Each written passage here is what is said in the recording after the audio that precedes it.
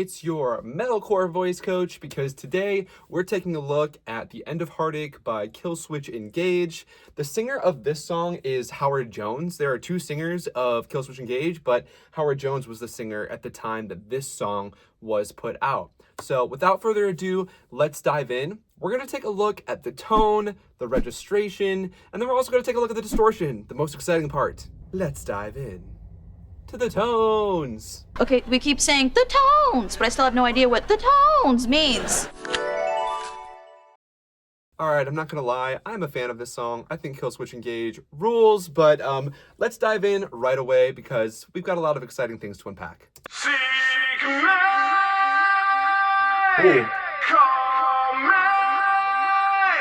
Do you hear all that delay from the start? See, call, call, call, call. Listen to that again. There's a nice amount of reverb and then delay. Call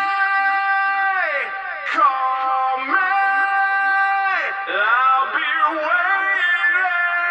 And then delay on this as well, the I'll be waiting part. These are things you don't always hear when you're listening to the track. Seek me, call me, I'll be waiting.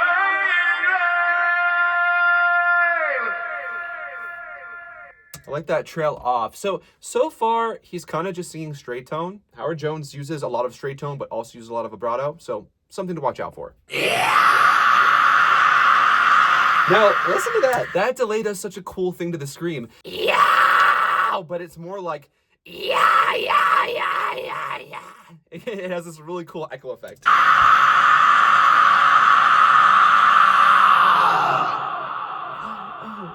Oh. Just a tangent. I know we're talking about the tone, but what's done in the recording is so important. That adds so much weight to the sound. Like, let's look at this live. It's still gonna sound amazing live because he's a great singer. But that being said, it's not gonna sound as thick live.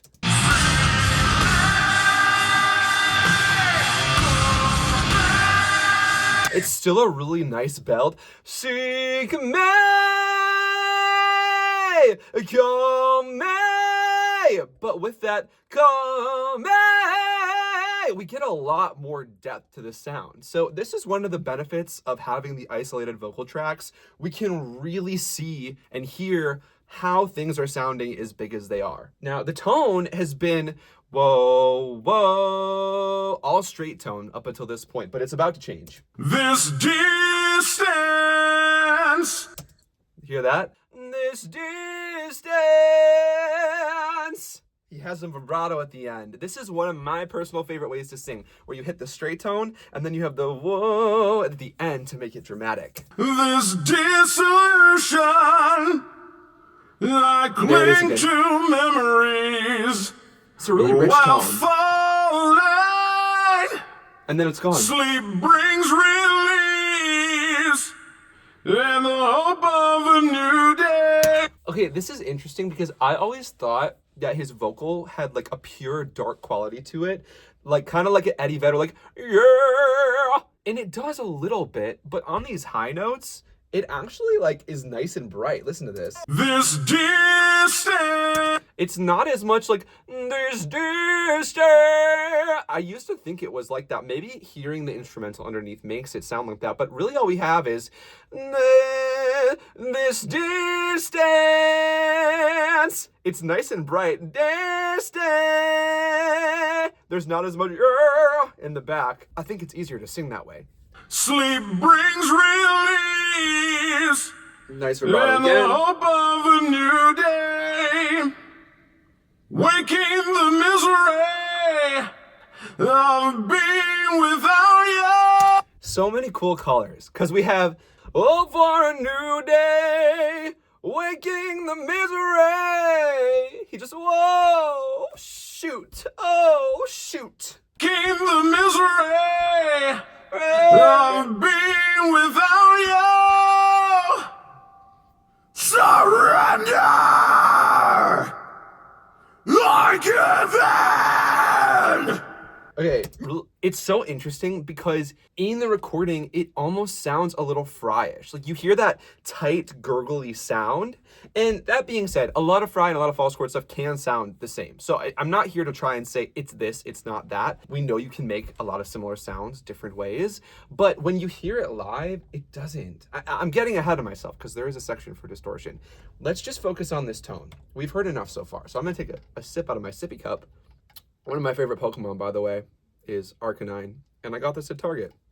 It got scalped first. I hate the scalpers. If you're a Pokemon player and you scalp the cards, I'm not your biggest fan.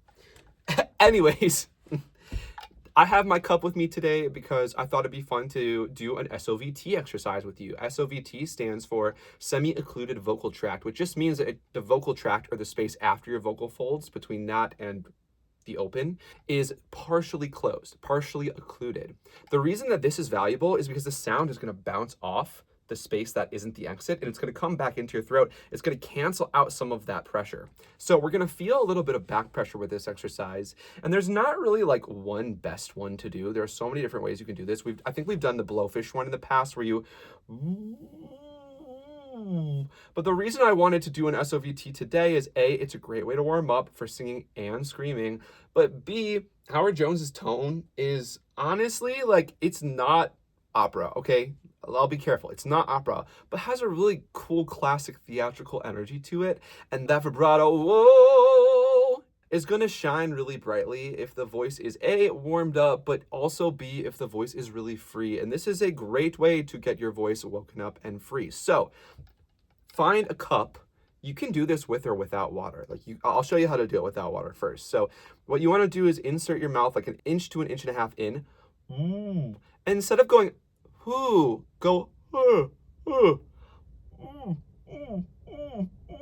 you'll feel a little bit of a back pressure in your mouth and in your vocal tract, and you'll hear a muffled sound. This isn't meant to be a pretty exercise. This is meant to be a either warming up or an athletic exercise. So you can do this, really gentle slides. Ooh.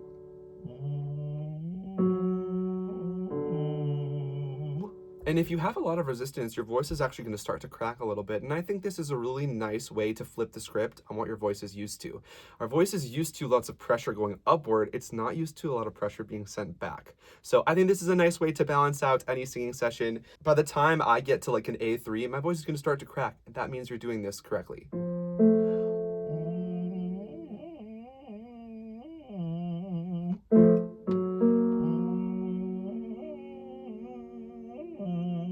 You don't have to go super high, just up like 4 or 5 steps and then down. Now, if you want to do this in the water, all you have to do is add a little bit of flow into the sound. So instead of, it's like,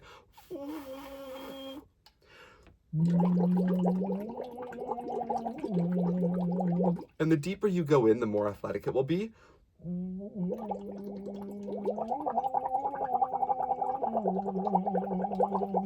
Awesome. So lastly, I'm going to talk about the size of the straw. This is actually a little bit big for what I like to use. It's not that smaller is better, but you're more likely to experience a little bit of that back pressure or the effect if the hole is smaller. If you like doing this exercise without that back pressure, then just make sure that you're focusing the sound more in front. So, you're not going to feel as much of that pressure, and there's a chance that it might not be working very well, but do what works for you. There's nothing wrong with doing what works for you. Okay, I'm thirsty now. All right, so ideally, you did an SOVT 4 or 5 times, and your voice is warmed up now. How do we get this kind of tone? Lucky for me, I actually went to school for classical music, and I did my fair share of making these like, sounds, these bubbly sounds, these dark, dramatic metal sounds. Not that every singer in metal uses this, but it's a great way to add some drama into your voice. If you're a singer that has a very high voice and you want it to sound darker, instead of trying to push harder, using space is a great way to do this. Let's see actually what notes this are. I want to know what notes he's singing at the beginning. All right, so it's a G on the top. It's pretty high, you know. For a lot of people, that is definitely a high note. So we do want to make sure that we're not pushing too hard, but we're just making space to create that dramatic sound. So first things first, let's just make a Yanni sound.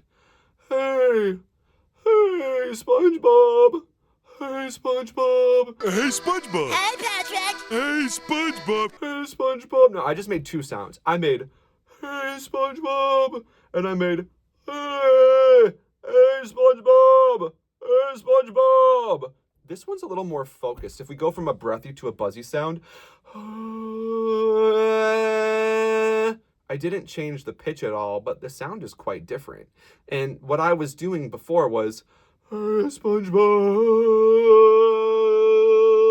Oh, I still have this yawning quality in my mouth. I feel the sound is kind of living here. It's not that you can only feel sound there. I know resonance is a little bit of a buzzword for a lot of people, but if you think about a nice, clear, buzzy sound, with a little bit of space, you're gonna get a lot of that depth. This is my normal speaking voice. When I yawn, I sound like this, but when I yawn and I focus my energy, I have a lot more drama in my voice. I think it sounds pretty cool. There are some other singers that do this. Panic at the Disco singer does this. Falling in Reverse's singer does this. Even the singer from the Happy Fits does this a little bit. So it's not that you have to sing like this if you want to sing metal, but if you're trying to sing in the style of Howard Jones, this is a great thing to try. Now, unfortunately, if you're someone that has a hard time singing above an E4, this song is going to be challenging for you in the original key. There's nothing wrong with lowering it, but the first note he's starting on is a C4 right into an F4. So, this distance. It's going to sound more powerful when we add that shape on. This distance. And what I'm doing is I'm keeping a lot of room in my mouth. I'm not going, there's distance. You can do that if you want to, but it's going to be easier if you let your mouth open up. And if you're somebody that has jaw tension, one way you could try singing this is with some sloth pause. You could do like this or this. I like to have my hands here sometimes because it helps me feel whether or not there's jaw tension there. Let's do this a little lower. This distance, this disillusion,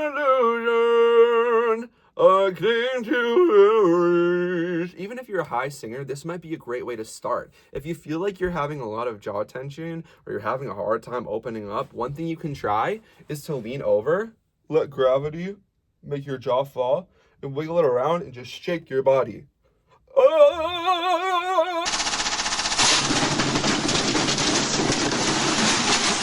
And you can do an exercise. You could do a slide on this.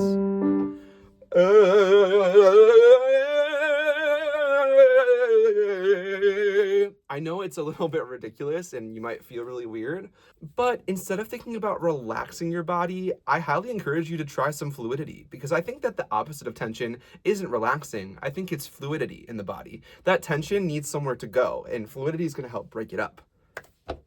So if we take this up,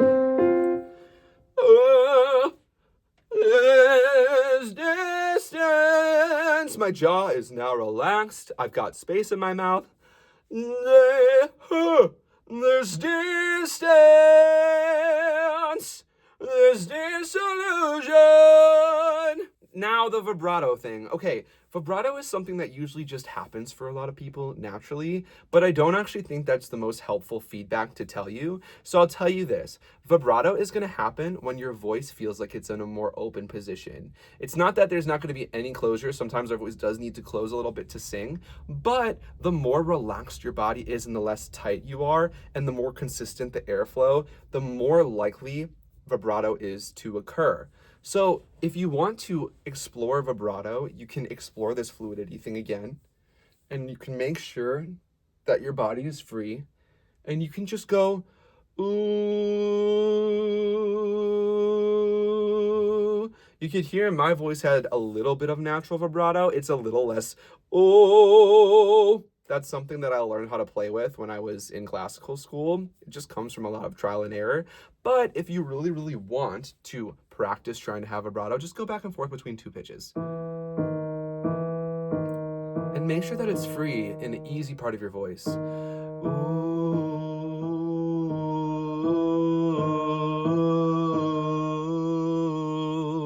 Go faster. Ooh.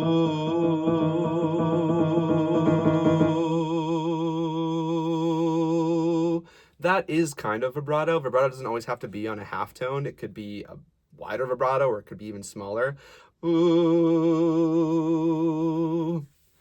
If you don't have it, it's probably not something you're just going to learn in an afternoon. So if you're frustrated that you don't have vibrato, I would highly recommend working with a voice teacher, because a voice teacher is going to help you find the tension points in your body and unlock them and do away with some of those habits that might be preventing your vibrato from shining. If you're somebody that does have vibrato, but it's hard for you to do this straight tone thing, this distance, it can be really easy for that to fall flat. What I recommend doing is talking around it instead of using just vibrato. I've worked with a lot of singers who studied opera or studied classical music, and believe me, it's not easy for an opera singer to not use vibrato. They've spent so many hours working on their voice that it's gonna want to do that. So just talk the lyrics. Don't even try to sound good. This distance, this distance, this distance, this disillusion, I cling to memories. That's your ticket out of vibrato and into something straight tone. And once you have both of those, you can just play around going back and forth. Ooh.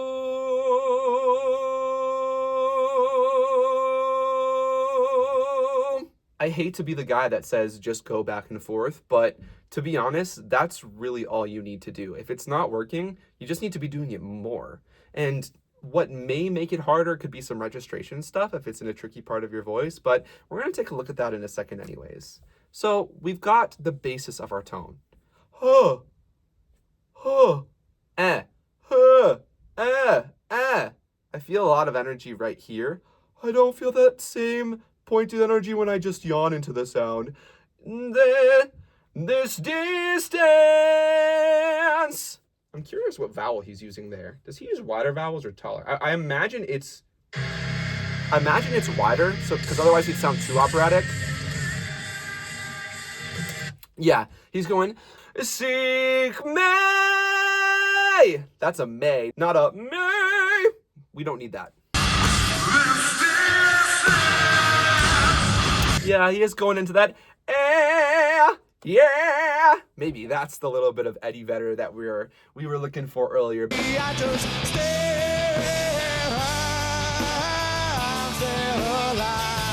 Where we have that, but it's pointed, and Yanni. It's nice and lofty, even though it's a little bit of a chestier mix sound. Speaking of mix, let's look at registration.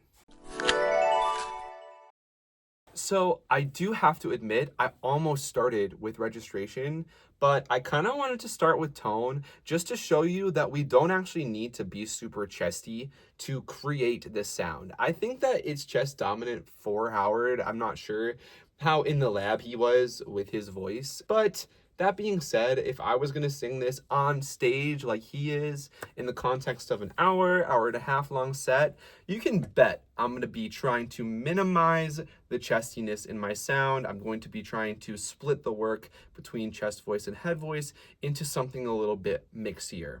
I could sing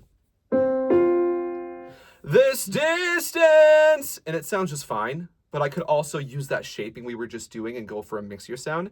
This distance, maybe not the most appealing yet. This distance, this disillusion, I cling to memories. All the more important because he's going to be going even higher. Whoa, whoa! It's pretty high. Let's take a look at the chorus for something like this.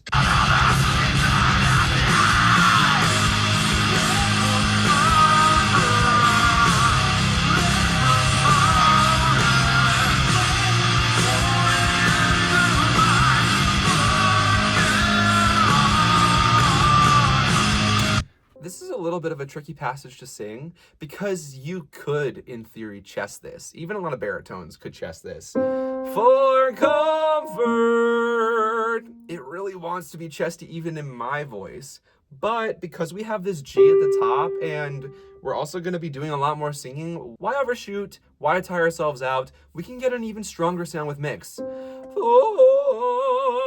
for comfort, for solace, for the end of my broken heart. We can use a little bit of I'm on tonight, you know my hips don't lie, a little bit of Shakira. I'm on tonight, you know my hips don't lie. To create a little bit of depth in the sound. For the end of my broken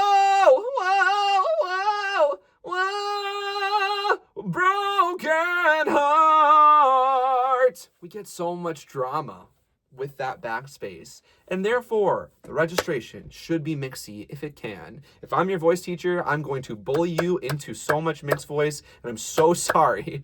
Maybe this song doesn't go the highest, but it's a great example of how your mids deserve some mixed voice too. So here's what we're gonna do. We're gonna find that super light and bright falsetto that we always do, but then we're gonna spend some time living in our mids, because it's not the highs that need the work for this, it's the mids. So let's use an NG for this. Wing. And now put it in our falsetto.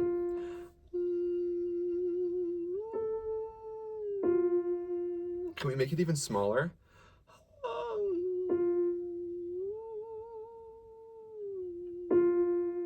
Notice that there's not really breathiness. I'm not going, I'm trying to kind of keep it nice and light and pure.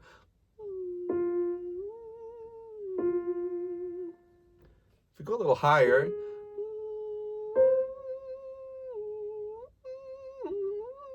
I'm starting to feel a little bit of a break.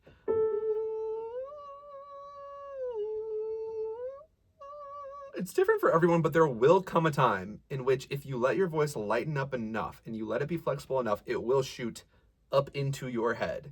It's not that you have to do this to be light enough to mix, but I think that it's a really good way to just be sure that you're ready. Just be sure that we're not putting too much weight on your falsetto. I think for a lot of guys especially, it's easy to put a lot of weight on the falsetto because it's not a very practical way to sing. We have these deep, strong voices and then we go into here, and so people try to put a lot of weight on so that it doesn't sound as different than the chest voice. It's counterintuitive to take the power away, but that's what I want you to do. So let's see how far we can bring this down.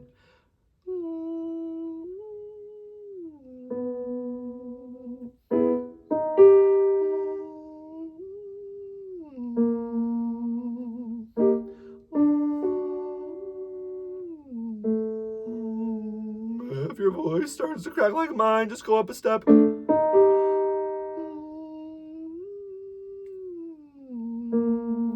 up here.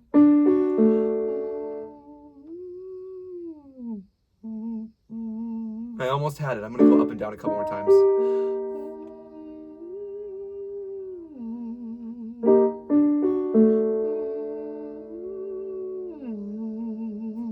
I did it.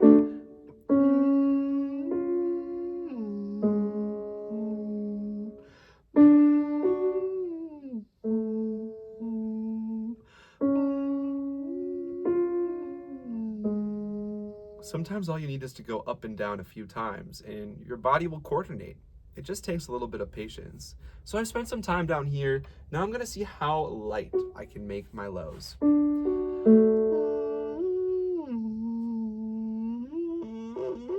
I'm trying to be a little bit in chest, but also kind of up there.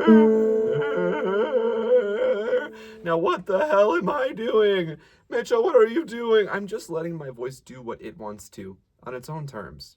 I want to find somewhere between head voice and somewhere between chest voice, and I'm not going to get there by deciding what I want before I let my body decide what it wants. I think that you have a great shot of learning something new with your voice when you put it into a state of chaos and confusion.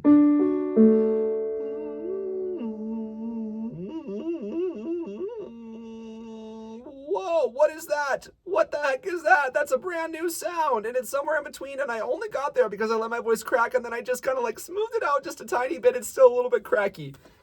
I like that sound. Let's play with that.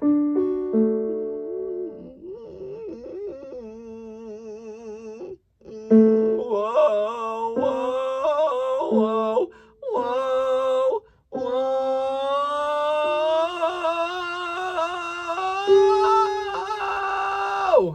lot of really wacky stuff happening, but I'm noticing that it doesn't feel hard to sing. Yes, it sounds ridiculous and it doesn't sound good, but it's going to turn into something cool. Just trust the process. That being said, this is going to take some time. You may feel like you can get this right away, but even if you can get it right away, it's important that you condition this for a couple months. It takes at least 2 months to really ingrain something in your body. That's a principle of motor learning function. I've got the bare minimum. Whoa, this distance. Great. Now let's do for comfort, not for comfort. Let's try to avoid landing heavy on the chorus. For comfort, for solace, for the end of my broken heart. That is a pretty flawless way to sing, and it doesn't sound good, but let's see what it sounds like with the space before we even add power on.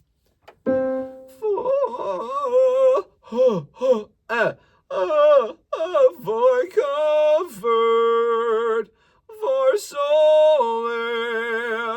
for the end of my broken heart.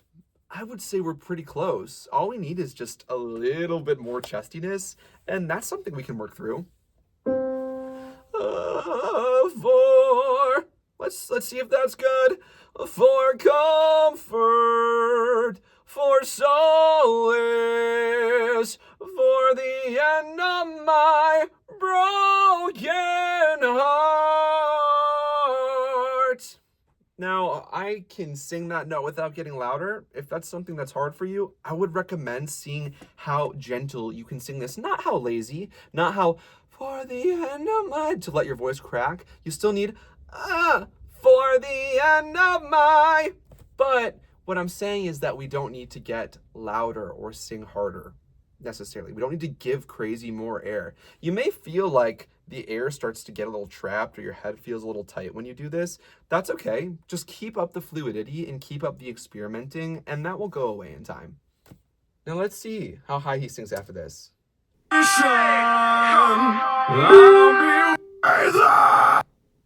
Okay, I don't actually think he sings any higher than this. So, great. A G isn't the highest note in the world for an adult voice, but when you have to do it over and over, and you've got a really loud band behind you, and it's hard to hear, then yeah, you definitely want to make sure that you're respecting the G. On purpose, I am going to avoid looking at the distortion for the isolated, recorded, edited track. That's because we have a literal live version, and that's going to tell us so much more about what's actually happening. I think trying to dissect this isolated track is just going to cause either a lot of fighting or a lot of confusion. A lot of the sounds that he's making sound very hybridy to me, but I'm also not one for labels. I'm just one for sensations and sounds. So we're going to take a look at the live version. You know, if this is disappointing, we can always revisit this in the future. I can always look at more Killswitch, and I can also look at the other singer as well. He's not really using much distortion other than scream, so let's just unpack that.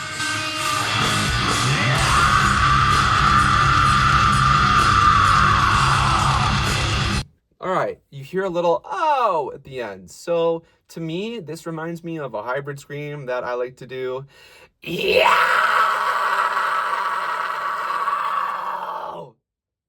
Feels a little bit like I'm going, yeah! But I'm also doing my yeah! There might be a little bit of tightness even. You can do screams with or without tightness, but I'm going to talk a little bit about this sound. So the way I see it, there are 3 main sources for screaming. And I'm not saying this to prove anything scientific to you. I'm just saying without any scientific jargon, we're just going to talk about 3 main things. We have this thing with some tightness. We have this thing. And then we have this thing. You can feel multiple of those things happening at once when you try to do one thing. If I go,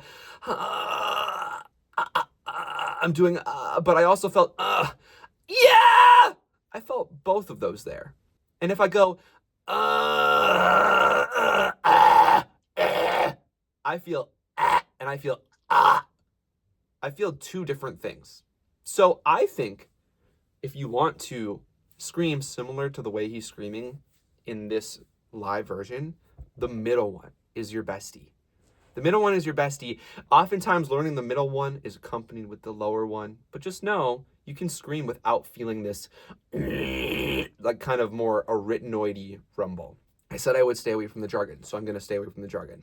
To get comfortable doing something like this, I would say that it can be really helpful to learn Kargra.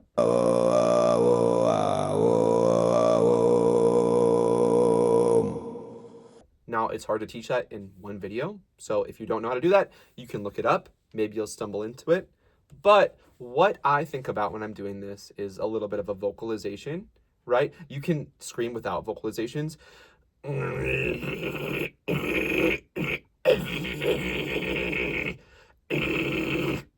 I don't really feel like I'm going, It just feels like, it's just that false chordy area or false chordy sound versus, You can hear me going, Neither way is right and neither way is wrong. To me, it sounds like he's doing a little bit more of that, one. So that's what I'm going to play around with today. And if you don't want to do it, just ignore the pitched part. It doesn't really matter to me. First, you want to make your annoyed sound. Now, sounds like, and we know what feels like because we say it all the time. I feel a little bit of a drop in this rumble. If you're really annoyed, you've made this sound before. Now, not everyone's going to be able to do this as easily. We all have different relationships with our tissue. We also have different size of tissue. My body loves to go, it just absolutely loves it. So maybe my tissue is ideal for that, but if you can't do that, do not move on. It won't work. You need to make sure that you can go, and not just that, but I think you'll also want to be able to do this, A, consistently, and B, quietly. There's nothing worse than trying to push too hard because it's not going to work. The system's going to overload and it's going to feel uncomfortable and it's not going to give you a cool scream. So we want, ooh, no louder than that. Ooh, ooh. Now, ooh is the sound with no closure in the back. I don't feel like there's any tightening. If I go, and close a little bit and go,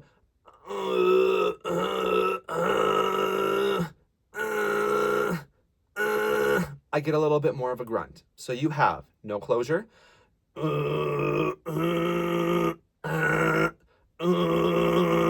you have a little bit of closure.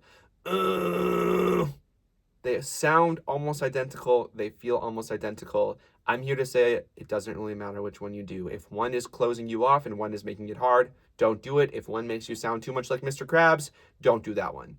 Hey, get away from me. I don't need no snot-nosed little... Once we have this consistent sound tethered to an ooh,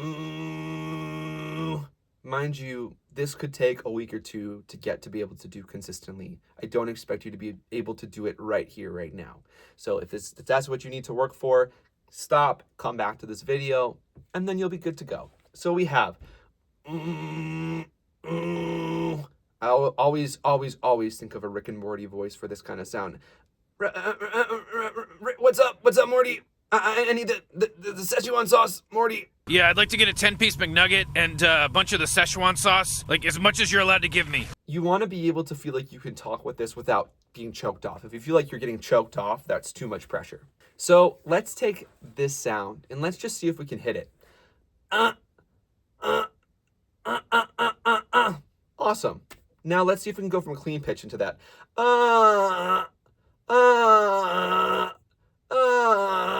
If your voice goes like this, that's okay too, but it might make the next part harder. So see if you can isolate that middle vibration, not just the low one. Maybe a little bit of the low, but nice and gentle. I was too powerful.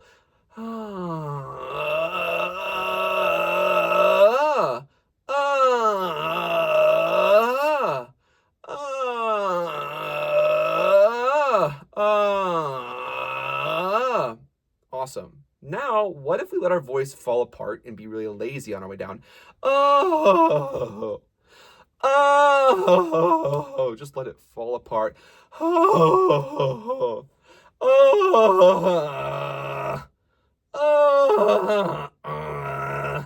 Let's do that and then come back up.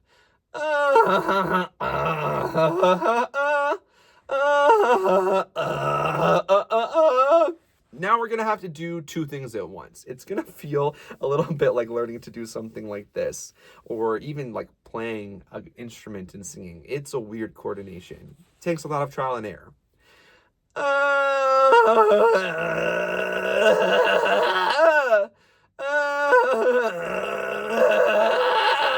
I'm holding on to my while I go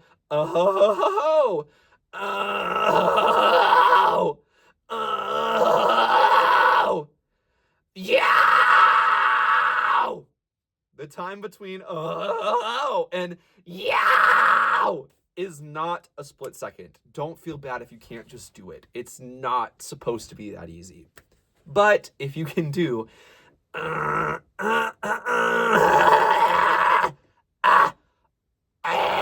and then you can start to relax your neck and your arms and add some fluidity.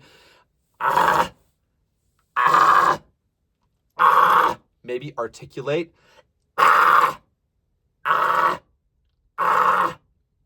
And in time, get a little higher and higher.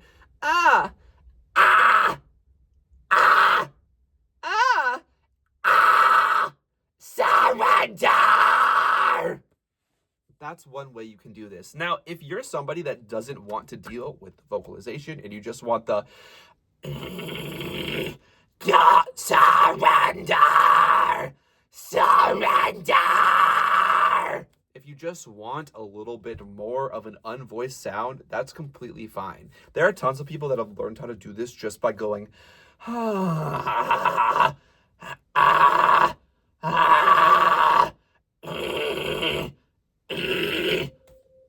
That's totally valid. My sweet potato is ready. Let's take a look at his articulation a little bit. All right, we have this. I give in. I give in. I give in. Now, as I'm doing this, I'm realizing that not only am I feeling, I'm also feeling a little bit of like a higher. I give in. And that might also be a little bit of what's known as like a fry hybrid. Try not to get too caught up on the terminology. It's just the function. Oftentimes, a fry is going to be accompanied with a little bit more of a grippy or tighter sensation. False chord doesn't have to have that. But in a hybridized setting where you're using your voice, you're gonna have a little bit of that because that's what happens when you sing. This is what makes it so confusing. And therefore, I'm kind of like against using the terminology these days. There is further research being done on this, and I can't wait to read more about it. But even when that comes out, not everybody is a scientific mind. So there's no real purpose in trying to get everybody to adhere to the same ideas. Now, there's one more scream that he does in the live version that I think is kind of cool. I want to find this part.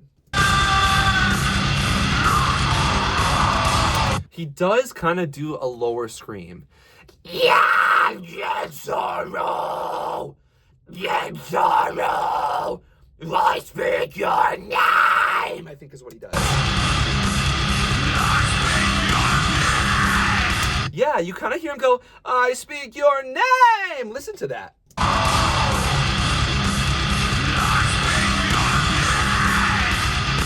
Yeah, I speak your name. Yeah, I speak your name. It's a little bit harder to do with that pitch. Let's listen to that again.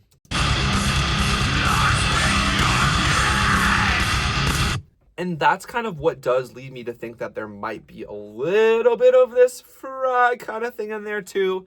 Like I said, you could scream, yeah, I speak your name. and it's gonna sound great. You could do a little bit more of like a, I speak your name! And you can put a little bit of your voice into it. It's going to sound equally huge. When you sing this into a microphone, it's going to blast off. It's going to be awesome. So I wouldn't worry so much about the specific nuances of his voice. As you start to explore your distortion journey better, this will become easier and easier to play around with. But if you haven't started your screaming journey yet, let's just get you used to going comfortably, because that's something that will probably tire you out after 3 to 5 minutes of doing it for the first couple of days. If you keep doing a little bit every day, you won't get so sore. And if you do get sore, don't worry. You're not hurting yourself. You're not doing this wrong. Go back to doing it gently and take a break when you are tired. Thank you guys so much for checking out this video. I had a great time doing it. I hope you learned something. If there's anything you'd like to see in the future, please let me know, give me your feedback, and I will talk to you soon.